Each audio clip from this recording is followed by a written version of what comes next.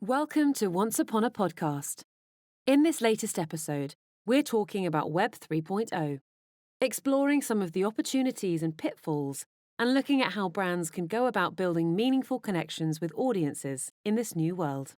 We hope you enjoy it, and if you'd like to share your thoughts, please get in touch at conversations@onceuponatime.agency.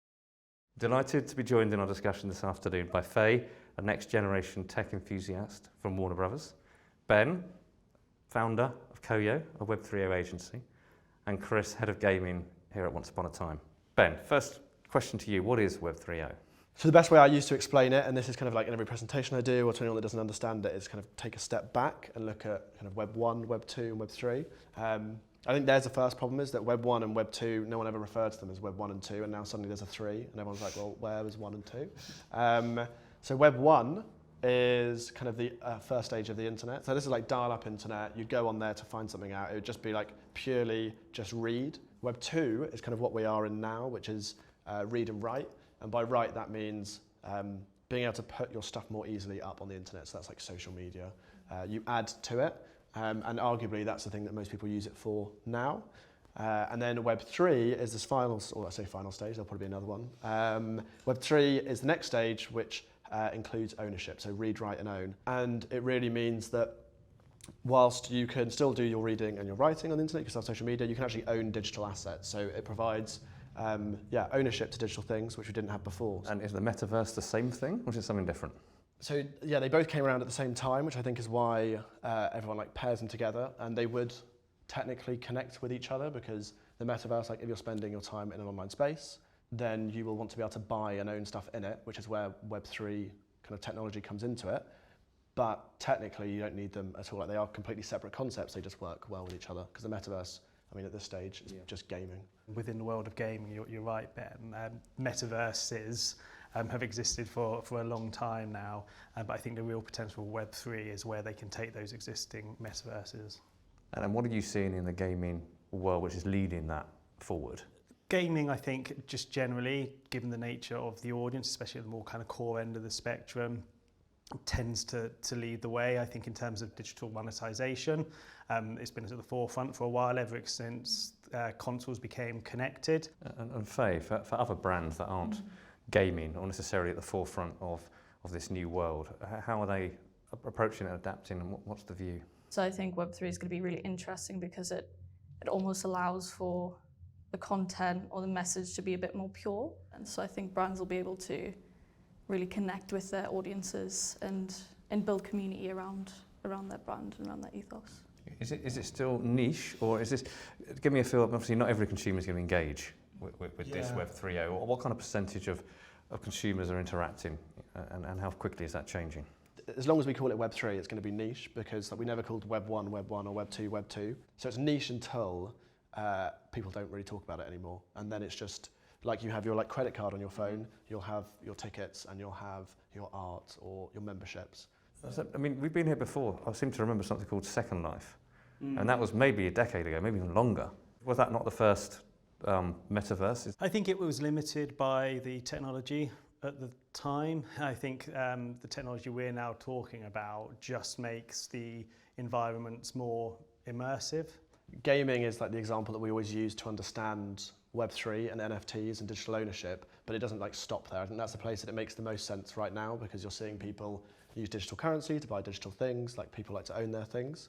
The whole point of like Web3 is that you don't need to have any of that, because it's all kind of like a smart contract in the background. You sign it, they sign it, the thing happens without you having to do anything. What I find really interesting about those is the way you just explained it, I think is how increasingly it needs to be broken down to the market in terms of those kind of simplified terms. You know, people need to understand what it offers as a utility to help kind of commoditize it, because I think the conversations at the moment are that sort of level above around the kind of the tech that powers it, which to most people, myself included, can be pretty mind-blowing. So that point Chris just raised, how do you approach this challenge or opportunity?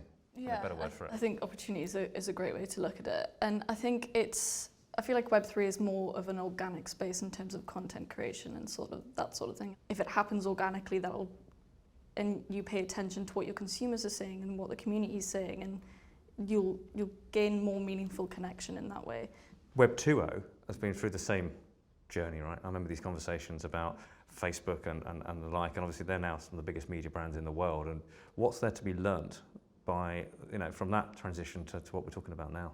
I think we are, in some respects, in a different space in terms of the tools we have at our disposal to understand our audiences in a way that we probably didn't have when Web 1 came to market. For me, it's about honing down on the audience, finding your passionate advocates and engaging with them at this stage for them to become ambassadors. How easy is it for a brand to dip their toe in the water rather than, I wouldn't know where to start. How do you even do the planning piece up front to make sure you're putting the right toe in the right bit of water?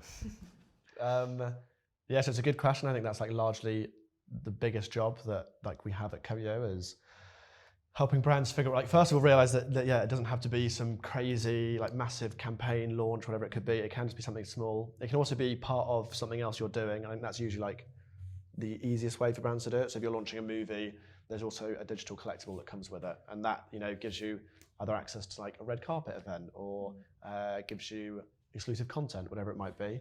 A huge part of Web3 is giving digital items, things like utility or perks, so that it doesn't just it's not just a pretty picture, but it acts as a ticket, or it acts as a discount, or it acts, as your access to exclusive content, wherever it might be.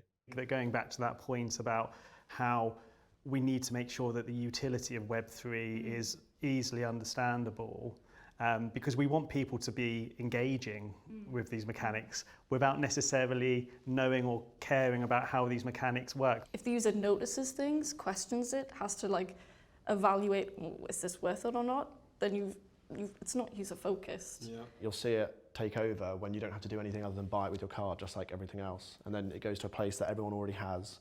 I think there's still loads of those little steps where, like you said, you stop people getting to think about it. They're just oh, this thing comes with this thing, looks kind of cool, I'll buy it. I mean, how do you in this, it's a very difficult, if you're not a native, to understand the worth of something versus the value of something. So obviously something tangible, physical, you can feel it, you can touch it, it costs something to make. Yeah? How do you apply that in Web 3.0?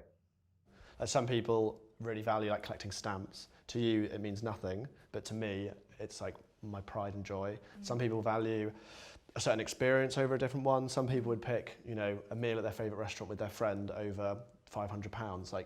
There's that stage of subjective value where it just comes down to the person. Do you like this art more than I do? In that, I think it's really interesting because whilst you were saying that, I was thinking in this Web3 space, the user and the consumer almost has more of a say in what things are worth. Yeah. There's a secondary market, which is a huge thing about Web3 and digital things, is that because it's digital, selling it on the second time is really, really easy. So if you sell out all of this product, the consumers then decide very, very quickly what they value it at. So you might sell 10 things for $100, and then 2 days later, they're worth 5,000 each. And then that's the consumers deciding it was worth that much because people are willing to pay for it, or equally it might drop. So I think you get super quick feedback on whether your price is right or not. What advice would you have to a brand manager, I don't know, say a car brand, if they're thinking about this space as I guess they should be? You really try to dial up the idea of community, use it as an approach to see consumers differently, and use it as a chance to innovate in a new way. I think the first question I would ask is why they want to do it, and kind of enter into a discussion as to whether or not it is the right move for them. And then very much ask the question, are you going to go on the journey which allows you to create the best possible solution in the space? And I think that's a big part, there's a big part of it is that you should ask them, you should explain what the concept is, you should explain the whole thing around it, and then ask what they want from it. And if it doesn't fit, then you just say, this isn't right. Yeah. I think it's worse, that I'd much rather not launch something than launch something just knowing it's not going to work. I think as we move into Web3 is going back to that audience efficiency point and making sure that we are advising our brands in the right way, and that the right brands are getting involved with the right audiences in the right space. Yeah, I've got one last question for each of you. If you had a crystal ball, 12 months time from now, where are we going to be? I would hope that we are at a place where we've gone beyond focusing on the technology, and that we are now talking about the utility and the real world application of Web3. But yeah, I'm as excited as anybody to see what the utility, real world utility is, and the excitement around the potential is when I think there's a greater understanding of what Web3 does actually offer.